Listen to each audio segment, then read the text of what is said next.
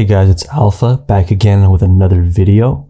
In this video, I want to show you guys something really amazing, a farm and a pool that is on the Fantom network. And I have been in this farm for the past few weeks now. I've checked out the code myself, the smart contract code in this pool, and I found it to be safe myself. Now, this pool is not on SpiritSwap, but before we get into the details of the farm and such, I want to give you guys a quick overview or quick tutorial, if you guys don't know already, on how to bridge your funds over to Fantom. So you wouldn't be doing it on SpiritSwap, but I usually go on SpookySwap Finance. That's SpookySwap.finance. You can go there, go over to the bridge function, and if you have funds over on Ethereum or the Binance Smart Chain, the process to bridge it over to the Fantom blockchain is very seamless and very cheap. So I personally did it from the BSC, but let's say you don't have any of these.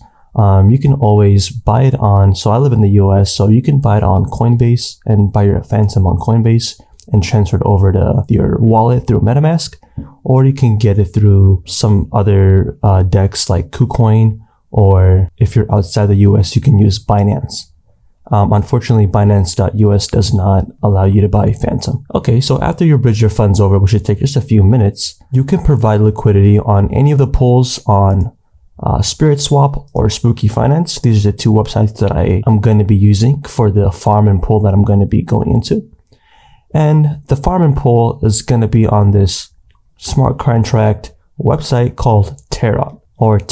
So on Taro, it is a leverage farm pool aggregator. It collects rewards and borrowing rates from the protocol to increase your yields. Now, I'm usually a safe yield farmer and don't like to take in a lot of risk.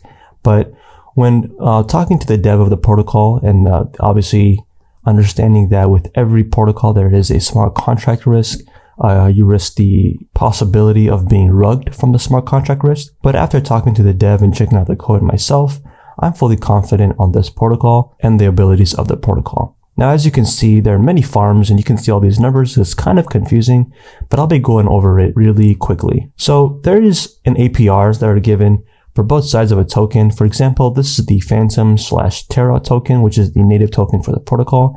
And that's going to be on the SpookySwap protocol. And you can see there's pretty much only the SpookySwap and SpiritSwap, and you can scroll down to see these different kind of pools. Now, just a quick breakdown on what these actually mean. So the utilization is the utilization rate of the borrowing and lending on the protocol. So if this number gets closer to 100%, that means you will not be able to borrow any more LP tokens to increase your leverage. And the APRs down here is basically a quick breakdown of taking into account the supply APR and the borrow APR and the farming APR, subtracting and adding all of these to give you this final number of 342%, which is obviously from a 3 times leverage. So I know I'm going past it pretty quickly, but I'm already assuming that you kind of know what leverage farming is to some extent, and also what the risk of yield farming is. However, if you don't know much about yield farming, don't even worry about this because these are not the kind of pools that I'm going to get into.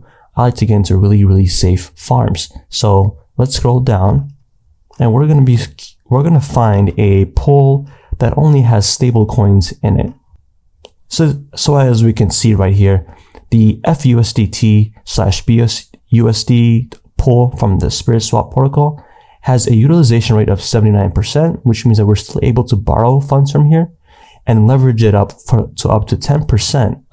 To 10 times to get 317%. So this is just 317% from stablecoins with very low risk. The same can be said for other pools like the Spirit DAI pool, which is a risk from the point of believing in the Spirit protocol, which if you look at the charts of the Spirit protocol, it's pretty stable over the last few days. There's been a few dips here and there, but it's been pretty much stabilizing between this point of 11 cents all the way up to 20 cents. So if you can imagine the coin not going, below 11 and 14 cents, then this is a pretty good pool to get into. But if you don't want to take any on risk from these different coins and the protocols, you can always just put your money into stablecoins.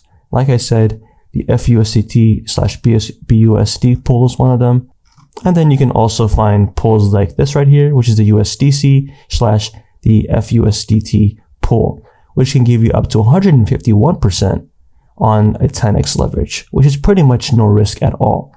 Now, I do want to show you guys an example of a pool that I'm in, and I'm not going to show you guys a stablecoin pool because I'm still in the process of bridging funds over to the stablecoin pool, but I do have funds in this Spirit/DAI pool over here, where I can receive up to 411% on 3x leverage. And I'm going to show you guys how I'm leveraging it right now.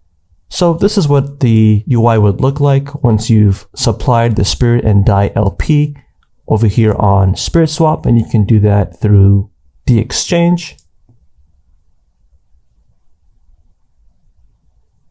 And you can provide liquidity by clicking this liquidity tab and just hit add liquidity for the pool of Spirit and DAI or whatever pool you want to enter into.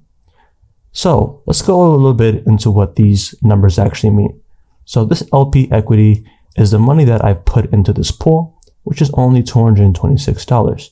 Now I've taken up a leverage all the way to 4.52 times, which can make me eligible to lend up to $1,046. So I'm receiving this APR from the $1,046. So my current APR based on this 4.51 leverage would be almost 700%. And that is just from this pool. But let's say I didn't want to take any leverage, and I just wanted to put in the initial capital that I have. The APR, which is the calculated APR after looking at the supply, the borrowing cost, goes down over time as I slide this slider. So when I take it all the way up to 1x, which is from 4.52 to 1 times, you can see that it's going smaller and smaller over time. You can see it reaches an APR of 38%. So with this pool, I'm going to give you guys the quick breakdown on how you can get liquidated or where you can lose your money if a price hits a certain point. So for this example, because we're dealing with a stablecoin and Spirit is the only volatile asset, the TWAP price is 0.1315. So that is an equivalent of the actual price of Spirit right now. So if you go to the Spirit token, it's going to give us, let's refresh that real quick. It's going to give us a 4 decimal place from 1329. So going back to our pool, we know that the TWAP price is 1315, which means that as long as this number right here stays in between our liquidation prices, which is 0.0884 and 0.2088, then we will always be receiving this APR. But if it does hit any of these numbers, we will be liquidated immediately. And the good thing about leverage farming is that, in this protocol, is that you can always de-leverage. And this will not cost you much except for the small cost, the transaction costs, and also the small prices to deleverage. And it would pay back the loan from your balance initially. So the way it works pretty much is that because the borrow APR will always be less than your farming APR, you'll always be in the net positive. So you can always pay back your loan faster than you are losing money. So if I saw that the price of Spirit was gaining up towards 20.20 cents, then I could obviously deleverage by adding more Spirit and DAI LP, and this would increase from 0.20 to whatever higher number there is. So I can do that by deleveraging by paying back my loan, or I can just be depositing more LP tokens, and that would decrease my liquidation prices. So for example, if I were to put in 10 more LP tokens, my liquidation price would change from 0.20 to 0.21. And if I were to put in 100 more LP tokens, my liquidation price would go from 0.20 to 0.26. So I could theoretically make money and not lose any money all the way up to 2.6. And remember guys, we're talking about the Spirit token price just for this pool. So for other pools, it'll be different calculations, and you would understand that based on the prices of the tokens in the LP. So that's it for me guys. I just want to give you guys a quick breakdown. If you guys need more explanation or you need more guidance on how to navigate the protocol, please leave a comment down below and I'll be answering everyone's comments. As always guys, trying to get this content out to you guys as soon as possible before anyone else is. And if you like this content guys, please like and subscribe to my channel. It really helps me get going. As always guys, see you guys next time.